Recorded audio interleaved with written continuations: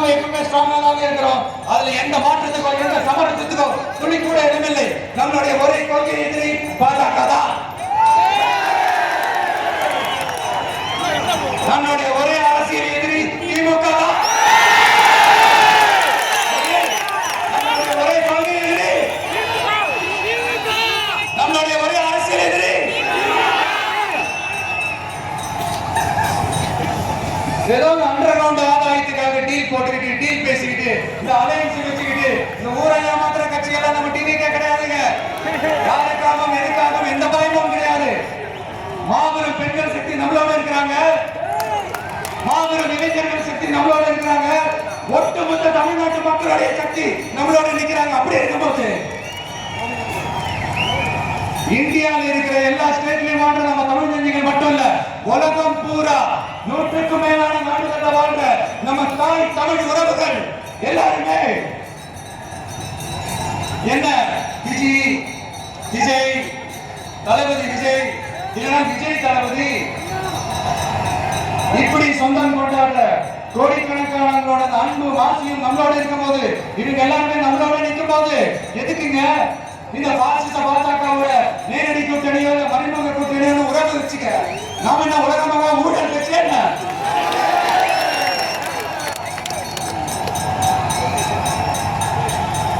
நம்மளை பத்தி சின்னதா ஒரு உண்மை ஒண்ணு சொல்லலாமா? என்னடா இவரே இவர் சொல்றாருன்னு யாரும் தவறா நினைச்சுக்க வேணாம். ஏன்னா இது ஒரு விதத்துல ஒரு சாட்சியம் கூட. அதனாலதான் நான் சொல்லணும்னு ஆசைப்படுறேன். நம்ம யார் தெரியல, நம்ம எல்லாருமே சொல்றோம். நாம யார் தெரியும்ல? இந்தியாவின் மாபெரும் மக்கள் சக்தி கொண்ட ஒரு மகத்தான வெகுஜன மக்கள் படை.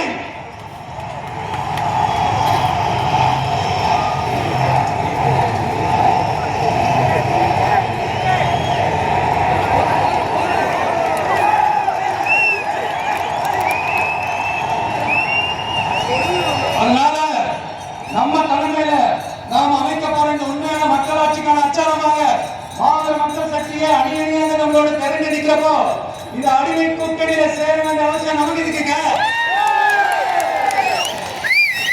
நம்மளுடைய இந்த கூட்டணி சுயமேந்த கூட்டணியாக இருக்குது, சுய மரியாதை கூட்டணியாக இருக்கும். இந்த ஒரு பக்கம் RSS அடிபணிச்சுக்கிட்டு இன்னொரு பக்கம் மதச்சார்பற்ற கூட்டணின்னு இந்த மக்களை ஏமாத்துற கூட்டணியாக நம்ம கூட்டணி இருக்காது.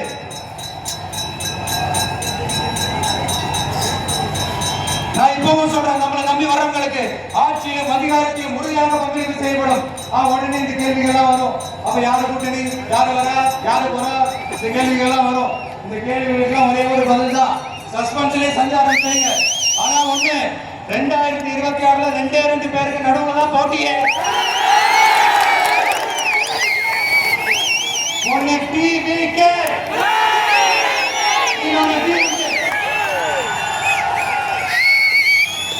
இந்த போட்டி எப்படி இருக்க போகுதுன்னா, இந்த அலையன்ஸ் வச்சு எப்படியாவது நம்ம தப்பிச்சிடலாம்.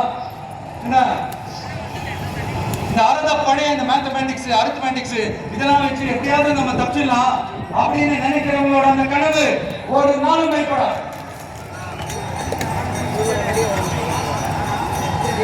சரி, நம்ம வேற ஒரு ஏரியாவுக்கு கொண்டு வருவோம்.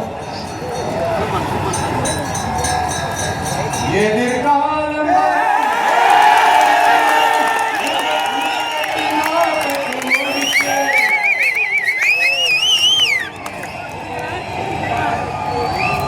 மக்கள் அரசியல் என்ற அந்த சவுக்க கையில் எடுக்கலாமா? யாருக்கு எதிரான கேட்கிறீங்க? வேற யாரு? மறைமுக உறவுக்காரர்களான பாசிச பாஜகவும் பாய்சன் திமுகவும் தான். மாண்புமிகு பிரதமர் நரேந்திர மோடிஜி அவர்களே 3வது முறையா ஒன்றியத்தோட ஆட்சி அதிகாரத்தை நீங்க தானே கையில் வச்சிருக்கிறீங்க. இல்ல, நாங்க தெரியாம தான் கேட்கிறோம். நீங்க ஆட்சிக்கு வந்தது ஒட்டுமொத்த மக்களுக்கும் நல்லது செய்யவா, இல்ல நம்மளுடைய இஸ்லாமிய நண்பர்களுக்கும் இஸ்லாமிய தோழர்களுக்கும் எதிராக சதி செய்யவா? மக்களுக்கு உங்ககிட்ட கேட்கறதுக்குன்னு ஏராளமான கேள்விகள் இருக்குது. அதனால அவங்க சார்பா அவங்கள்ட்ட ஒருத்தரா அவங்களோட ஒரு உண்மையான ஒரு பிரதிநிதியா உங்ககிட்ட சில கேள்விகள் கேட்கணும். மிஸ்டர் பிரைம் மினிஸ்டர் அவர்களே, நம்ம தமிழ்நாட்டு மீனவர்கள் கிட்டத்தட்ட ஒரு 800 பேருக்கு மேல இலங்கை கடற்படையால தாக்கி அழிக்கப்பட்டிருக்கிறாங்க. அதை கண்டிக்கிறதுக்காக உங்களை பெருசா எதுவும் செய்ய சொல்லல. சின்னதா ஒண்ணே ஒண்ணு மட்டும் செஞ்சு கொடுங்க. இனிமேலாச்சும் எங்களுடைய மீனவர்கள் பாதுகாப்பா இருக்கிறதுக்காக இந்த கச்சத்தீவை இலங்கை கிட்ட இருந்து மீட்டு கொடுத்துருங்க. அது போதும். உங்களுடைய இந்த முரட்டு பிடிவாதத்தால நீங்க நடத்துற இந்த நீட் தேர்வு, அதனால இங்க என்னென்ன நடக்குதுன்னு சொல்றதுக்கு மனசு வலிக்குது. அதனால இந்த நீட் தேர்வு தேவையில்லைன்னு அறிவிச்சிருங்க. அது போதும்.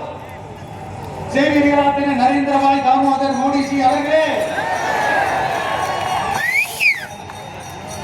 எங்களுக்கு என்னென்ன தேவையோ என்னென்ன நல்லதோ